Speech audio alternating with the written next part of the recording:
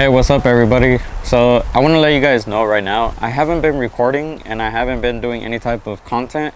Reason being is on October 1st, I actually had a heart attack. I had a blood clot in my heart. It was, to what they told me, was it was actually going on for 7 hours, and I didn't know. I thought it was just like a normal anxiety attack because I always get anxiety. So I thought it was that, but it wasn't. So I didn't feel the numbness that they said you would feel. What I actually felt was chest pain, shortness of breath. My head, my neck, and my shoulders actually locked up. I couldn't move my arms. I couldn't move my head, my neck. I couldn't move any of that.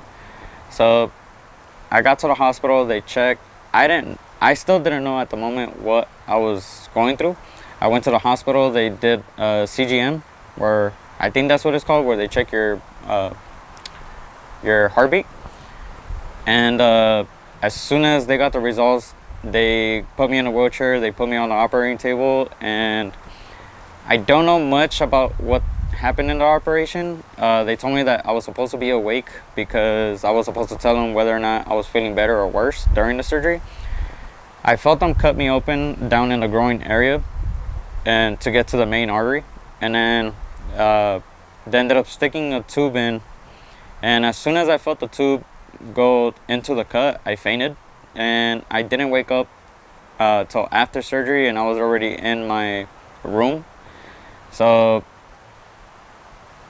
as far as I know, they told me that surgery was a success.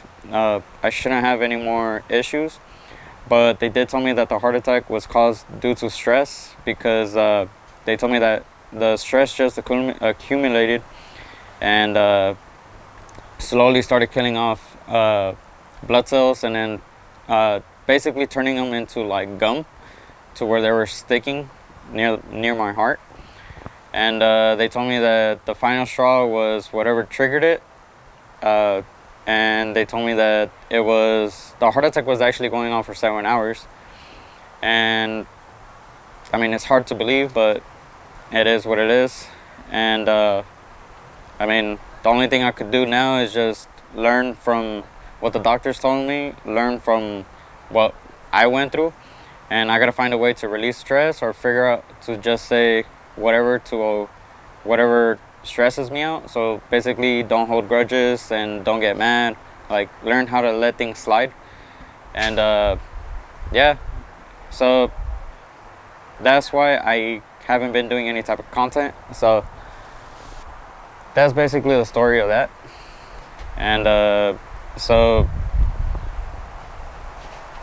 today we're actually going to be working on a truck, because I ended up going to a trunk or treat meet yesterday, where modified cars get dressed up and basically in costumes, and we put candy out for little kids.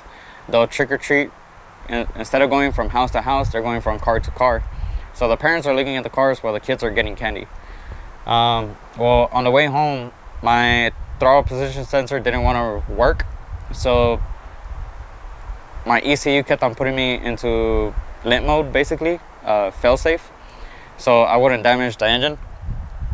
And I was basically driving 5 to 7 miles per hour when my passenger axle ended up completely just destroying itself. It looks like how a follower said, it looks like a torn ligament, and it's really bad. It sheared off the bolts. So I already went to go pick up new nuts, bolts, and crush washers.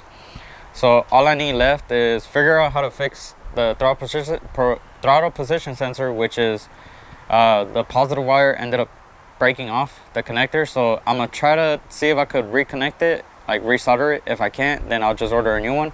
As far as the axle, I'm gonna see if I could order it this month, if not next month, since I am gonna go on vacation at the end of this month. So let's go ahead and get started, open up the sensor, and see if we can fix it.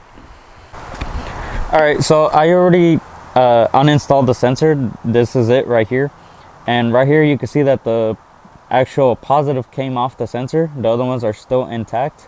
So what I'm gonna go ahead and do is pry this open and see if I could reconnect this. If I can't, how I said, I'll order a new one.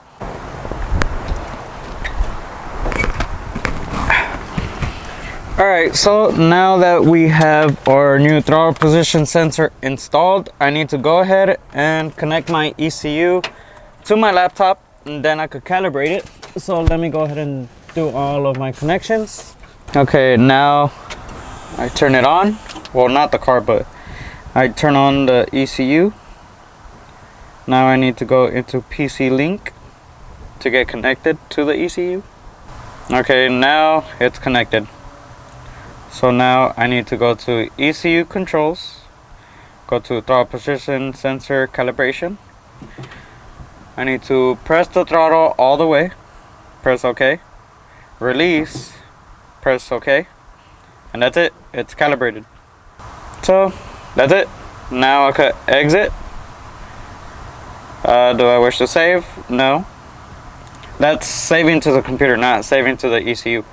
Before I even turn on the fuel, I want to see that I am getting a reading. So on the link dash, on the top left corner, I have a gauge that tells me the percentage of the throttle that I'm stepping on. So full throttle shows 100, half throttle it will show 50, and then so on and so on. So right now it's at 0. I fully press it, it says 100, and it works every single time. So with the other one, I would fully press it and it would say 1 or 2%, and that's it, and it will put me into limp mode. So now it's working all the time, which how it's supposed to. So now go ahead and turn on my fuel, press the starter, turn it on, let it warm up to 160, then I'll full throttle and see if everything works how it's supposed to be.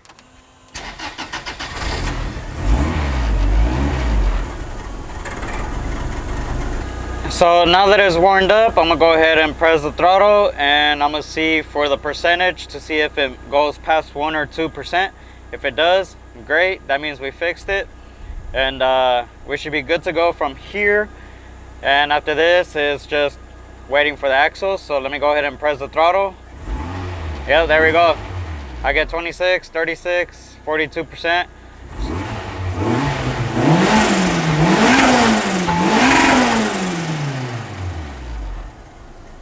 So that's it, throttle position sensor has been fixed.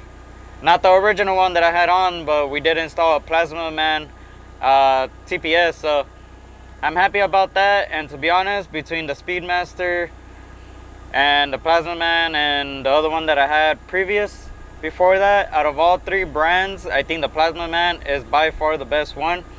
The quality of it is so much better, and to be honest,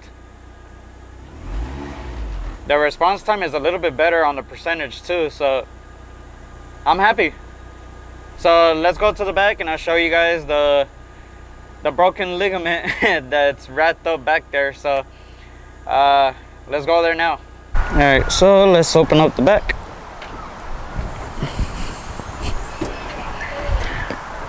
And there's my axle.